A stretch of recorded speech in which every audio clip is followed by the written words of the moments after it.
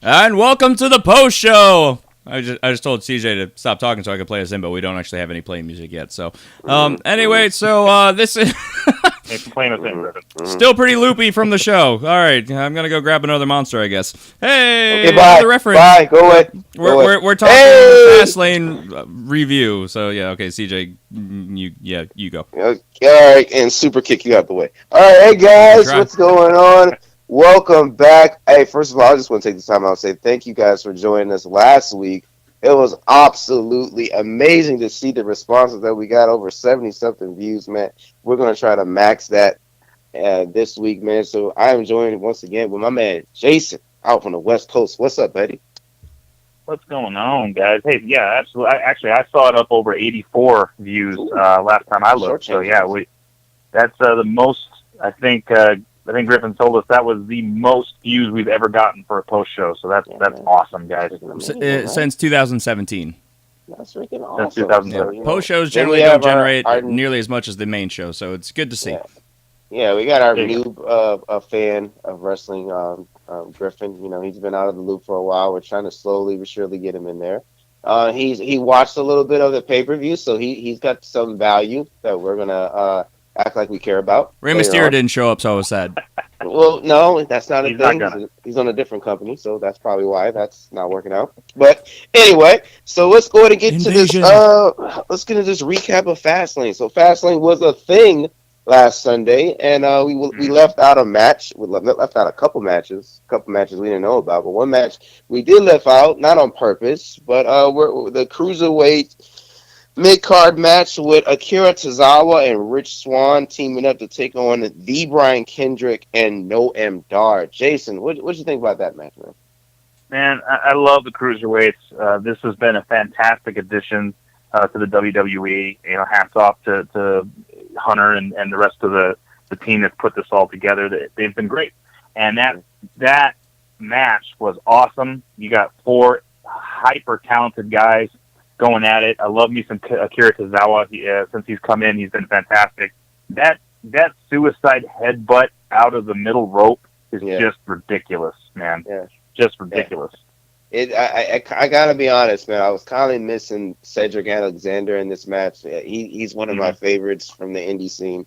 And but overall, just like you said, I think this was a great expedition of the 205 Live talent. You know, coming out there, getting the show started. You know, trying to get the crowd energetic about what they're going to see. So I thought it was a really good match. You know, at the end of the day, the winners of this match was Akira Tozawa and Rich Swann. They did beat the Brian Kendrick and Mr. Noam Dar, even though he had his little girlfriend out there, Alicia Fox, came out there, and she was adding her support. It didn't work out too good, so that's that match. And you know, I've seen a lot of people gave it like a C plus as far as the match quality. It was okay. I enjoyed the cruiserweights and what they did for that first match, man. Yeah. So I thought that was really, really good. Yeah, man, that was really good too, man. So our next match that was up was Sami Zayn and Samoa Joe. They had a good build to this going up, you know, with Samoa Joe coming on the scene, injuring, taking out, being the destroyer, taking out Seth Rollins.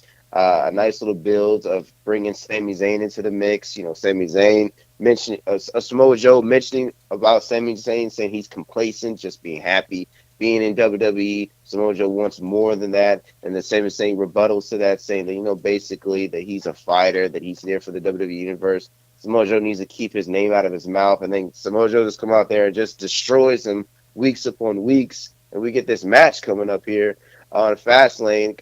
Jason, to be honest, man, I kind of wish it went a little longer, but what did you think about it? I think exactly what we thought it was going to be. I mean, if you listen to the show, the post show before, we said we thought that this was a sacrificial lamb for Samoa Joe. Is going to come out and destroy Sami Zayn and prevail over Sami Zayn, put on a clinic, and he pretty much did. I mean, Sami made him work, you know. But overall, this is just build for Samoa Joe. They're building him up for WrestleMania, and that's what ended up happening. Yeah, man, I'd tell you that. It's kind of, for those that, you know, are not familiar and definitely don't tune in to NXT like they should. If you got the W Network, definitely, I would say definitely go back and look at their matches on NXT, Yeah. man, they were definitely better. I know we mentioned on the last show they had their 2 out of 3 falls match. They had their number one contender match with Baron Corbin. That was a good one too. So it was a lot of better matches that they had. I think this was good. I just I really wanted it to be a little longer, especially if you're on a big pay-per-view like Fastlane and going on to WrestleMania. But anyway, Samoa Joe wins. A good build continue for him going on, and I hope they continue to do something with Sami Zayn instead of being a little jobber. So that's that. Right. Absolutely. Our next match on deck was Enzo and Cass going up against the Good Brothers, Luke Gallows and Carl Anderson for the Raw Tag Team Championships. Jason, what you think about this match, man? Again, it's kind of what we expected.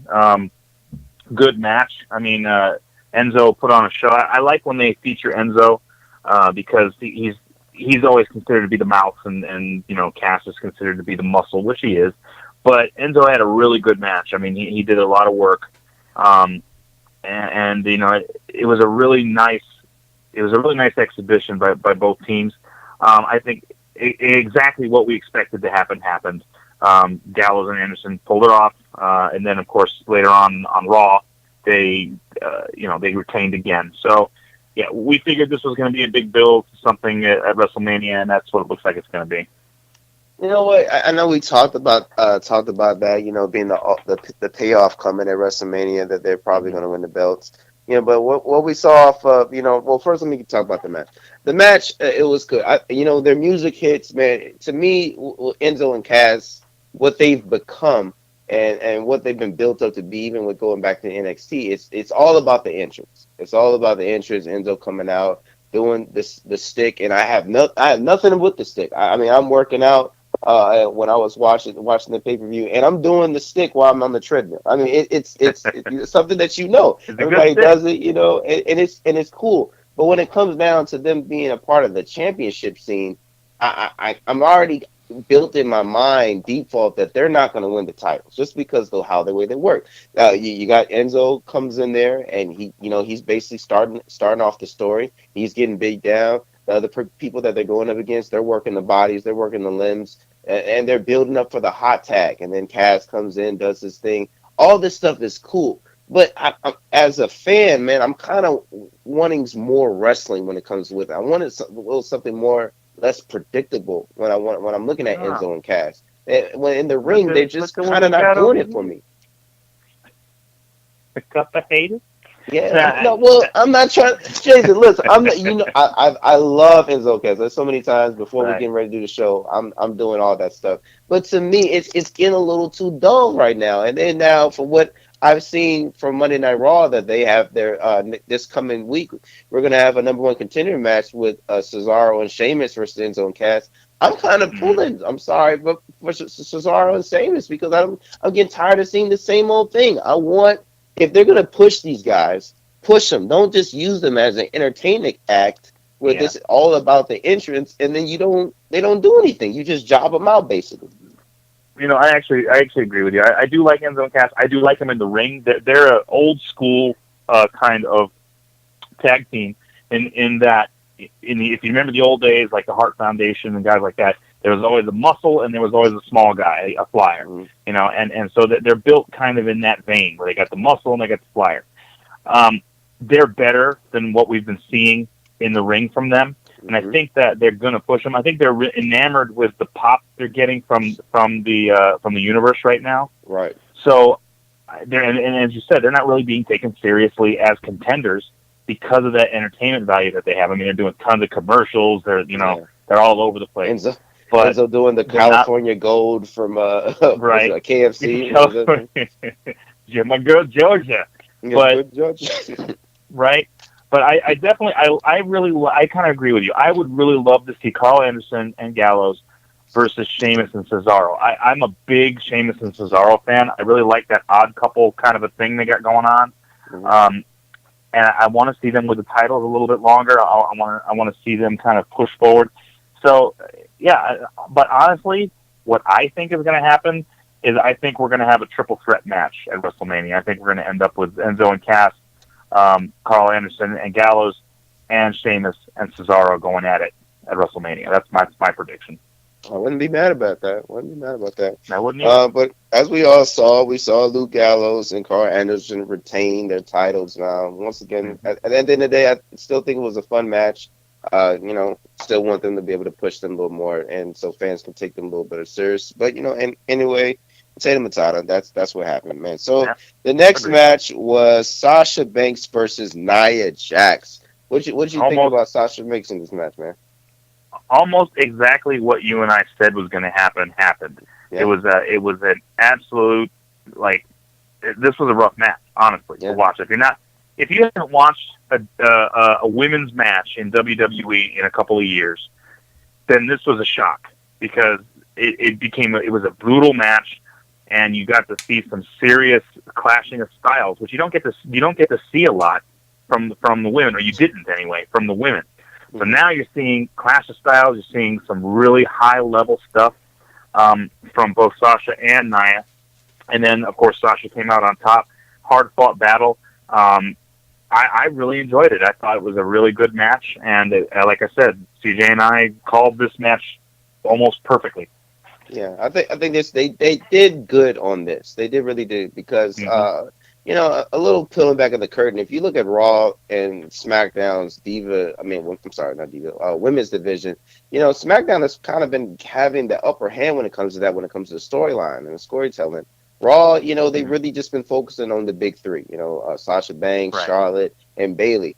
And, Raw and SmackDown, they're basically utilizing their whole division. They're bringing in people that, when it was everybody together versus the different brands that you didn't really get a chance to see. You had Nikki Bella, but look, you got Alexa Bliss. I know you're not a big fan of her, but they pushed her, and she's a really good champion, and she's a good heel, and she's a solid competitor right now, and she's a name. They brought Mickie James in, a talent, a veteran that's now adding value to the show.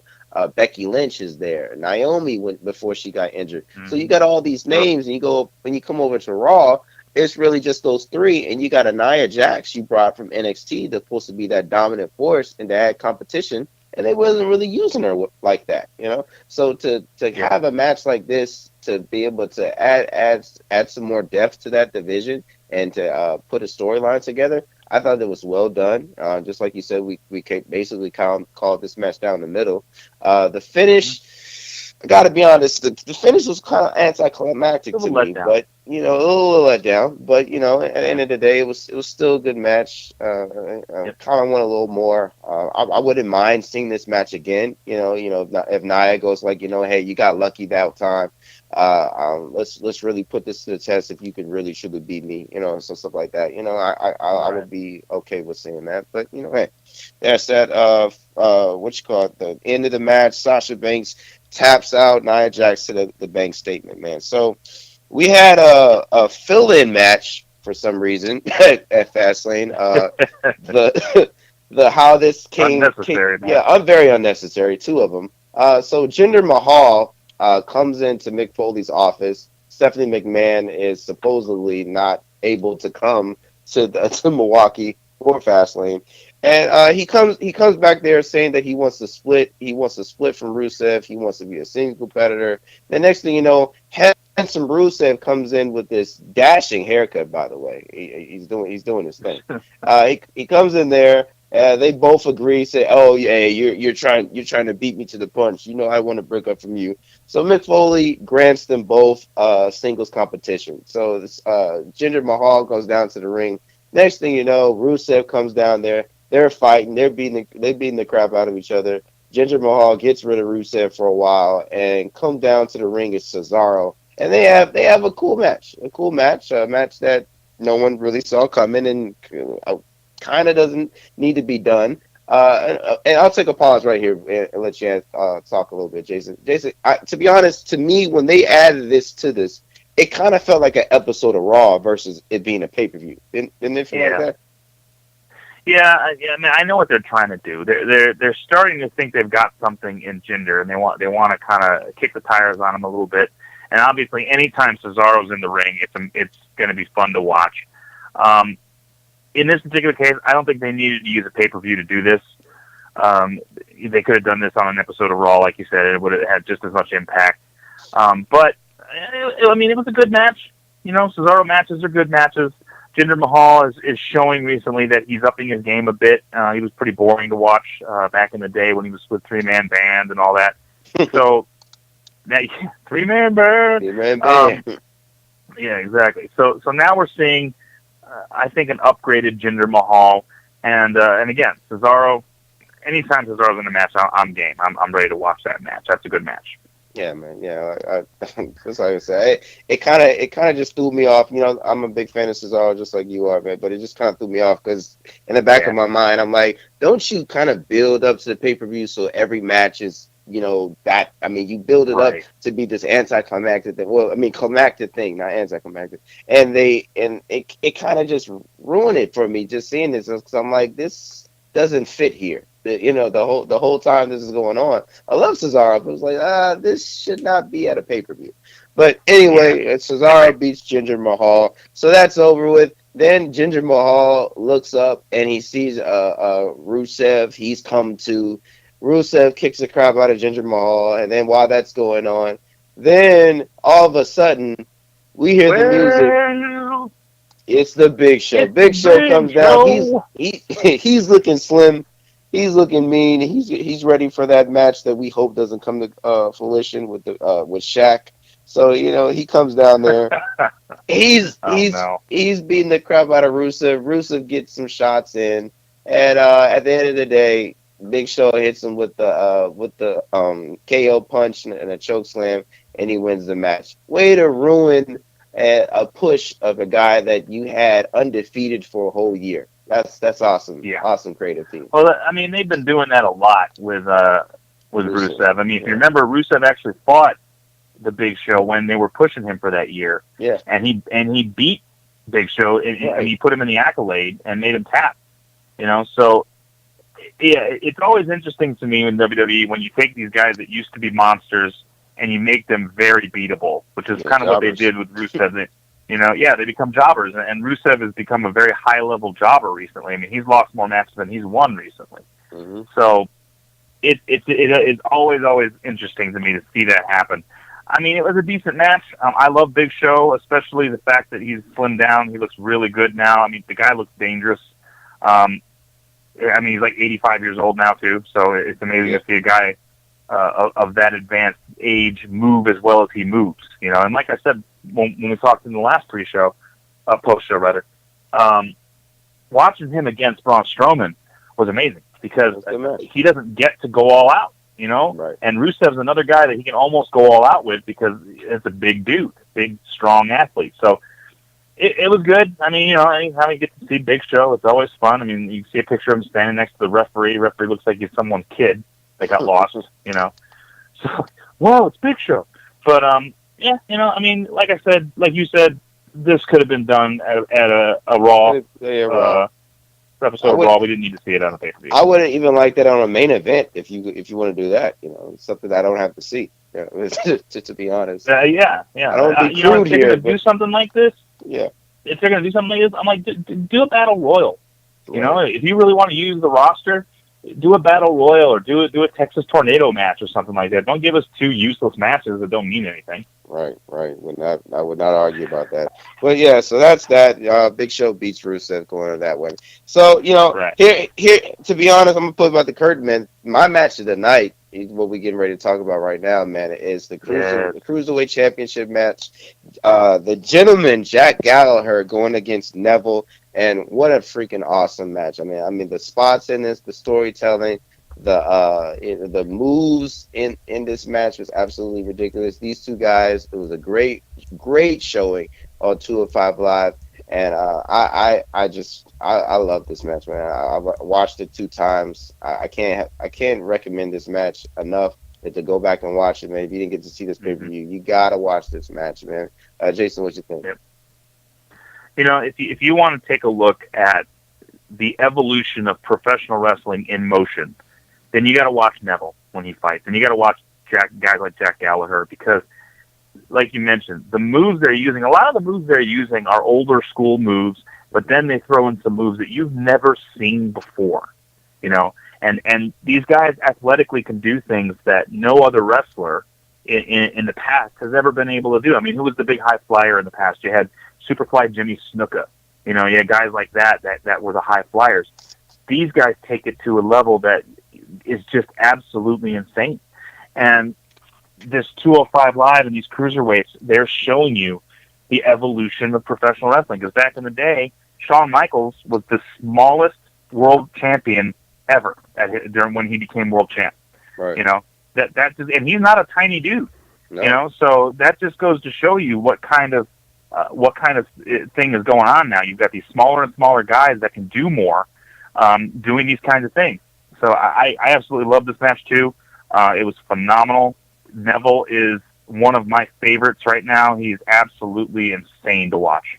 Yeah, man, that rare red arrow, it never gets old watching him do that. That Nope. was absolutely, and it kind of feels like it's going over even more now with him being a heel, because it's like you normally don't see heels do those type of high risk off the top rope maneuvers because they're heels, so they normally stay to the ground. So you gotta, in the cruiserweight division, a guy that can be able to do that and it still be cool. And I mean, people can boo him, but really, you're cheering for this dude because he does stuff that's absolutely amazing. And I kind of wishing and I'm hoping that he brings back the mouthpiece that he used to wear when he was in NXT and he was coming back up. That was kind of cool to me.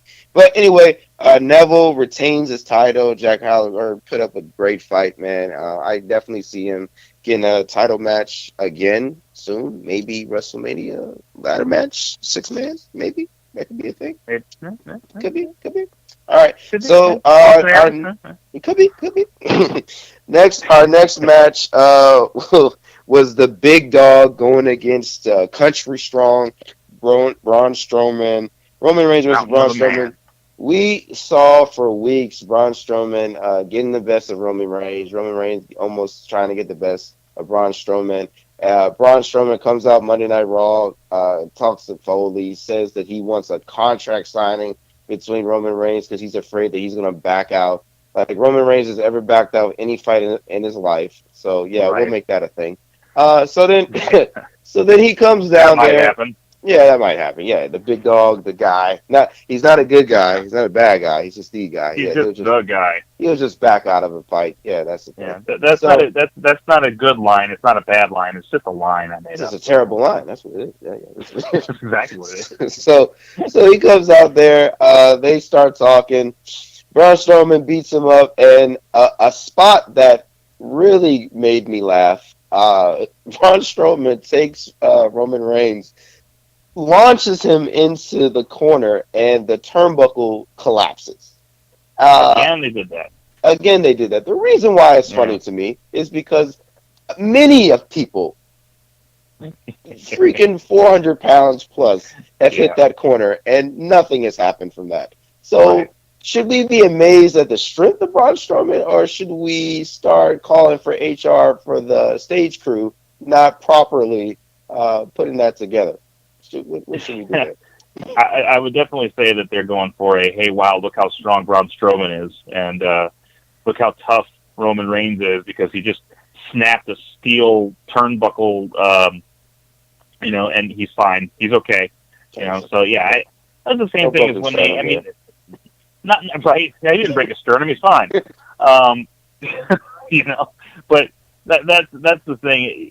You have to take it for what it is. You have to suspend that belief and just watch it for what it is and go, oh wow, look at the strength. It's not that much strength. I mean, look, we talked about we're going to talk about some of the worst finishing moves. So that's one of the shows that we have planned.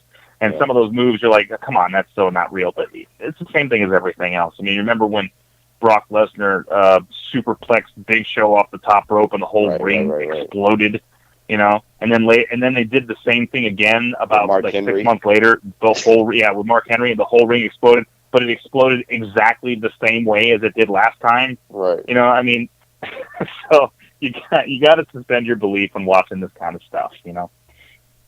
Yeah. So I mean, that's the build to that. We had some fun spots in this match. I was actually cracking up when Roman Reigns was getting ready to they're outside the ring. Braun Strowman is a little dizzy, and Roman Reigns is outside. He's getting ready to do with a spear, and this dude in the background is yelling at Roman Reigns like he owes him money or something. You suck, you suck, and throwing him the finger and everything. Where's my money? And it was just too. I was too tickled watching that. So then, but there was some good spots in this. The table the table spot where he, what was this, like a sidewalk slam that he does? Is a running power slam. Yeah, running power yeah, slam. And, right, and then Braun off the top rope was absolutely. I don't understand this guy's athleticism. Once again, full circle. Another opportunity, another reason why that didn't really make sense. You throwing him, Roman Reigns, into the turnbuckle. We have a freaking 400-pound man standing on the top rope. That doesn't implode. That doesn't implode. Okay, WWE. Okay. Right. Yeah, but yeah, it's amazing. I mean, this guy's athleticism is just, I don't even understand it. You know, I mean, it's unfathomable to me. Yeah. And then you think about the things like we talked about his kip up when he was fighting Big Show. Yeah, that was freaking amazing. This guy is the future of the WWE, in my opinion. Yeah, man, that was absolutely amazing strength. I remember. I think I was listening to Stone Cold's podcast, and I think Enzo and Cass were on there. And they were talking about him and saying the stuff that he can do. And I didn't believe it, but when I saw that kick up he did, I was like, whoa, okay. Maybe they were telling the truth. So, he's got amazing potential, and I can see them booking him in some good matches. I can even see him being Universal Champion one day, man. But it's going to be fun watching it. He's a big that you can be able to use. I mean, you had Great Khali in the past, man, but he just couldn't talk. Yeah. He couldn't talk and he couldn't move. Either. But they wanted to use him for his size. And you had Big Viscera, but that wasn't really a thing back there. So you got a perfect marriage of a guy that has size, weight, and athleticism that Vince McMahon loves. And he can talk on the mic. And he can talk on the mic. You know, he doesn't have to say a lot, but he can talk. No. So that's something that Vince McMahon loves and creative team loves to, get behind of. So you're going to see Braun Strowman having that title and, continue to be booked well, hopefully, going forward. One quick thing one quick little thing I want to make. I'm a really big Luke Harper fan. Yeah. I really love me some Luke Harper. And this is a perfect example of what I'm talking about. Like when we're talking about the cruiserweights, these little guys that can do amazing things. You're seeing big guys now that can do amazing things. I mean, when Luke Harper hits a freaking drop kick, or when he hit the Hurricanrana, I mean, it's absolutely insane to watch these guys. I think, like I said before, I think these guys, these big mobile dudes, are the future. Yeah. Yeah, well, that's something. I mean, we've seen that in the past. Big guys in there, but they can't work and they can't move. But this is a new breed, so there's something definitely to look forward to. Roman Reigns wins this match, and that's that. You saw what happened on Monday Night Raw. With him in a possible match with Mr. Deadman. So that's that. So about that. We have another guy here that we normally do a show with. Mr. Griffin Palmer, he found it in his schedule to be able to watch two matches, and this is one of the matches that we're going to insert his input. Main events. Yeah, main events. So the women's match, this is Bayley versus Charlotte. Not one of their better matches, but it was serviceable. So Griffin, as a guy that's just getting back onto it, what'd you think about this match, buddy? Well, coming from a stunt performer's perspective, I thought it was pretty sloppy.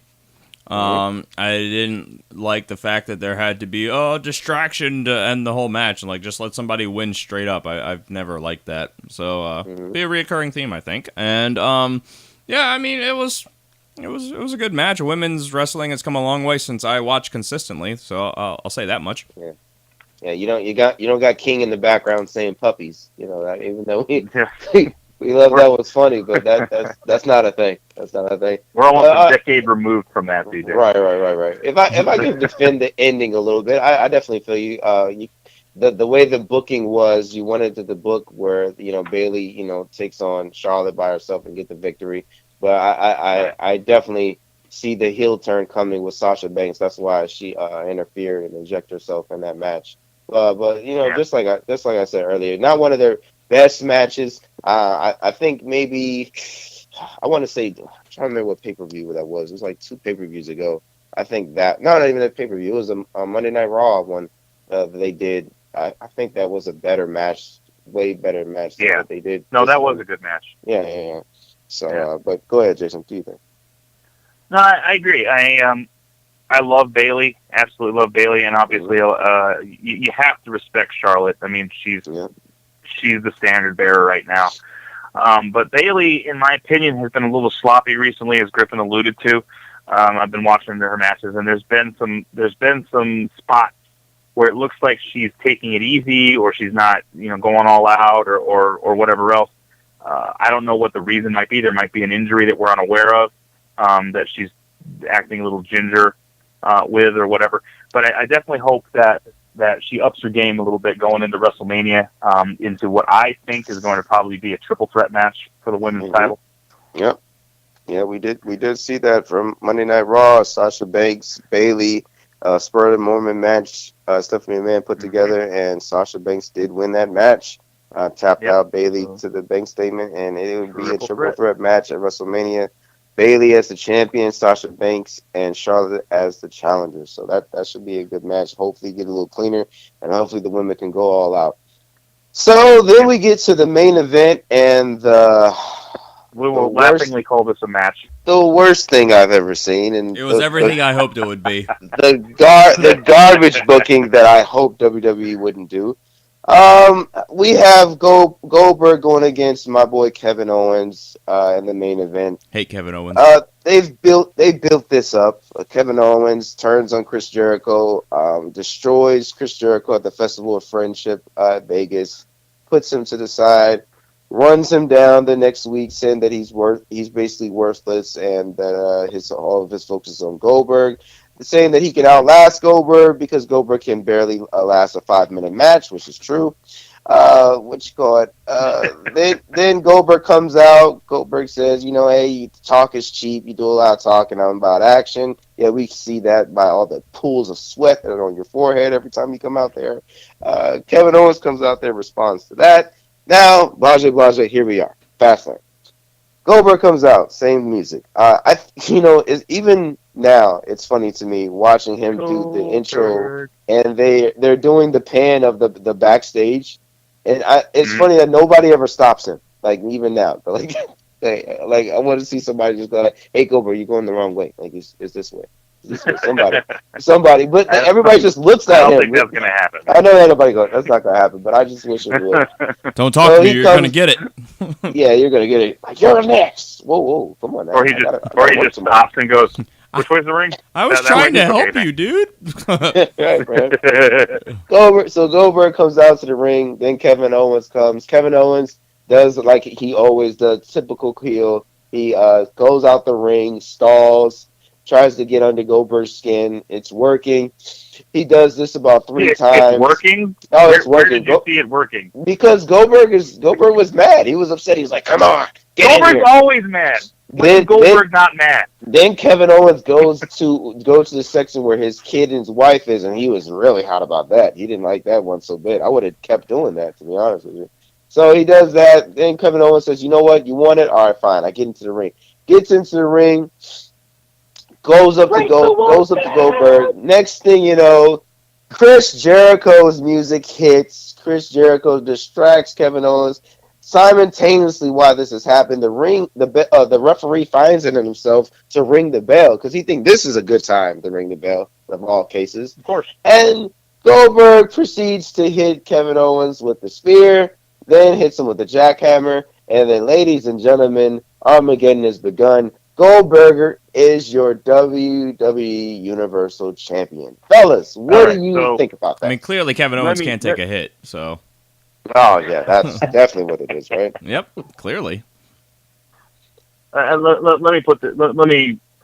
We just heard CJ's version of what happened. CJ is not a fan of convention or pushing older guys, and I literally just gave you the play-by-play of everything that happened. No, you did. No, you did not. You gave the CJ version. You gave the John Bradshaw Layfield version of what happened.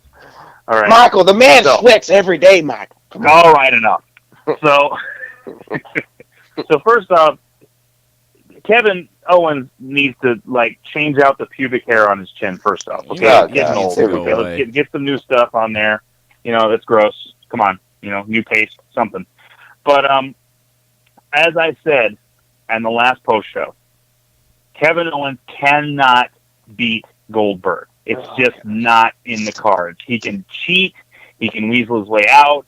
He can get disqualified. But he cannot beat Goldberg. Okay, Goldberg is one of the greatest of all time, and he turned his back on Goldberg. Mr. Kevin Owens, one of the more manipulative guys that has been in the WWE of late, turned his back on Goldberg. You do not turn your back on Goldberg because he only needs one move to beat you, right? So actually, two moves. Actually, two moves that he did. He could have pinned him after that spear, that. But point is, this is exactly what should have happened. Honestly, I didn't think it was going to happen. I thought they were gonna weasel out of giving Goldberg the title and make the Goldberg versus Brock Lesnar thing more of just a grudge match. But now they've upped the ante on that match, and that's what WWE likes to do. They like to up the ante on the matches and make it a little bit more of a spectacle. And now you're going to have a grudge match between Kevin Owens and Chris Jericho, which makes total sense. And obviously, whoever wins that match at WrestleMania won't hold the title very long. At least I hope not, because one thing I hate is an absentee champion. I mean, remember that time where Brock Lesnar was champ for 3, 4, 5 months, something like that? Mm-hmm. I hated it. I absolutely, because you never saw the champ. Right, you saw special appearances that he'd come out, but the only reason that went over as well and it worked because you had Paul Heyman there. Paul Heyman is a guy that's more accessible that will come. But I would say it didn't work. I'll say this: compared to the two situations going on right now with Goldberg is champion versus with Brock Lesnar, Goldberg doesn't have a mouthpiece, so Goldberg has to be there. You have Paul Heyman that is a legend when it comes to promos, a legend when it comes to working on the mic. So that is a way that you can be able to get by that because come on, let's not be naive here. Brock Lesnar is a guy that is only in WWE right now because it gives him the best opportunity to make sick money, and he couldn't cut it in the UFC. Well, that is too because we have our UFC guy over there that doesn't like Brock Lesnar. It's fine. It's okay.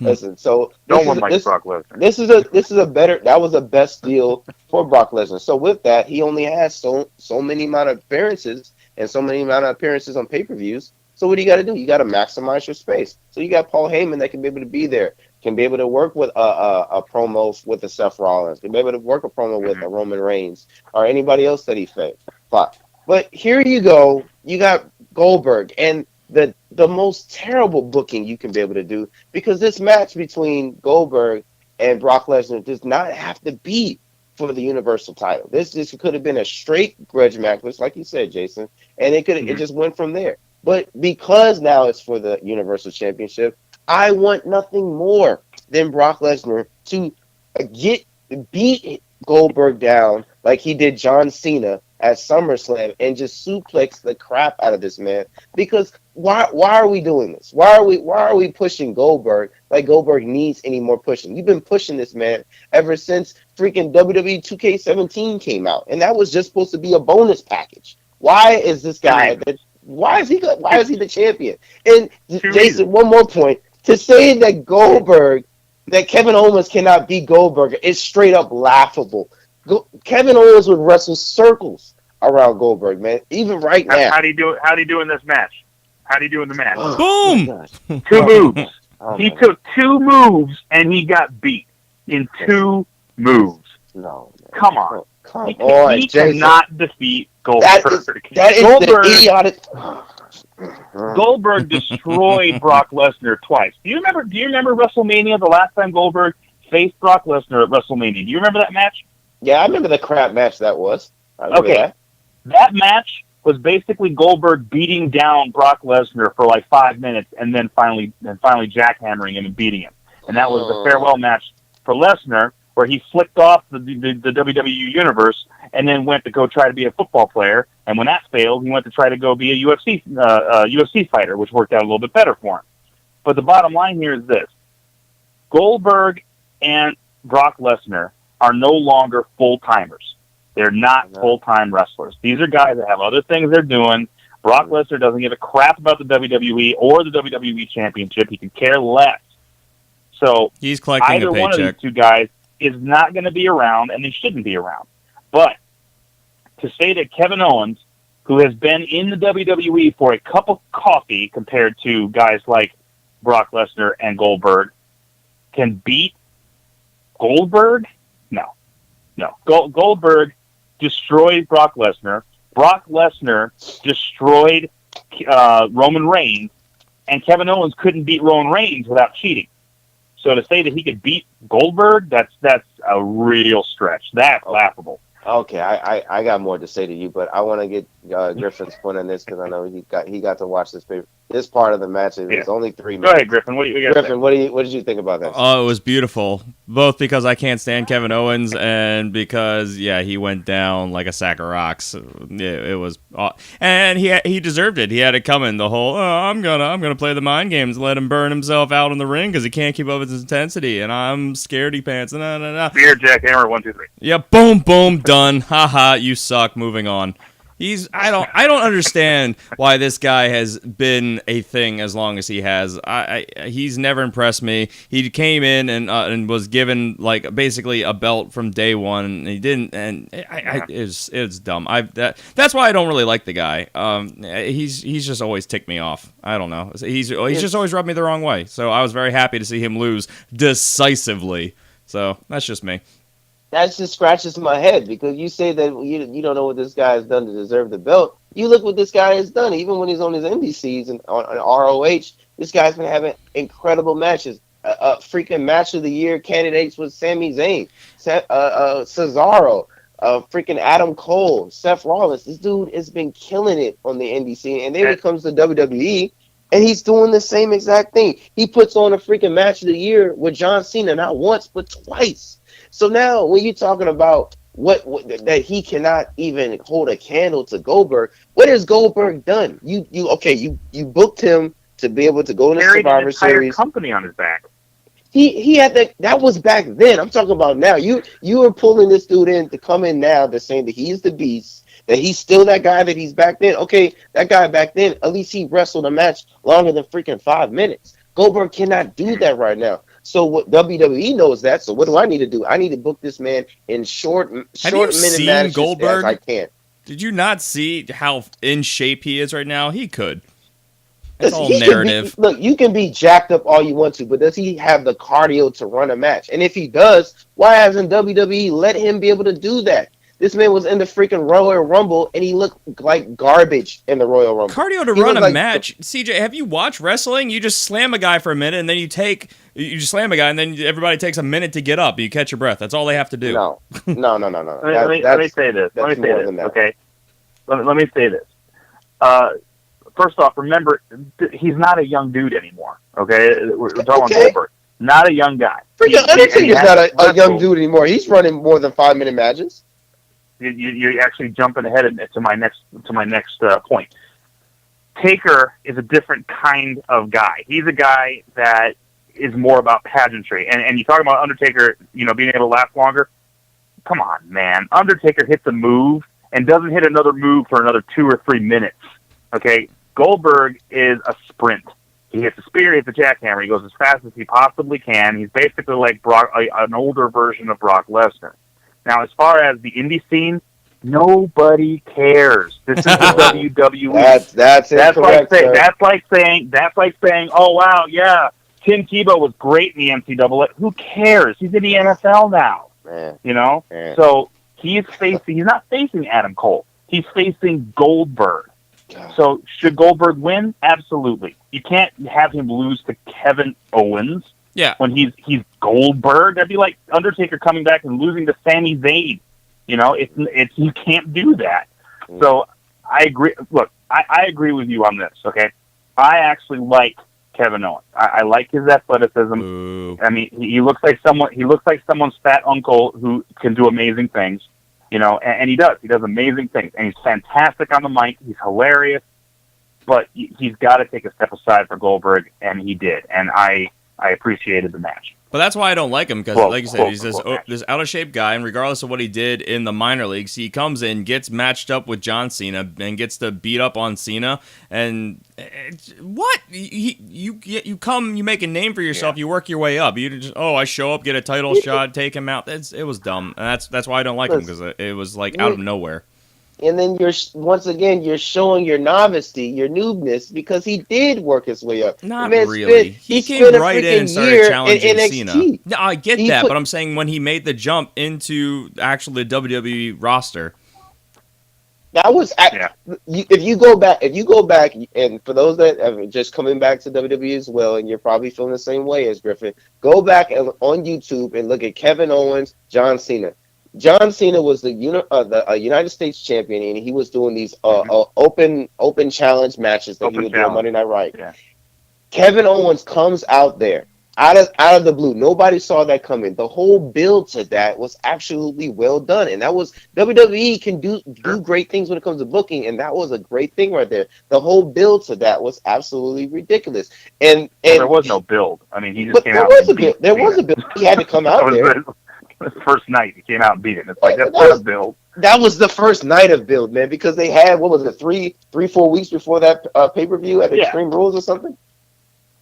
He came out and attacked him. Yeah. He basically just came out there and attacked him, laying John Cena out, set the freaking WWE universe on fire.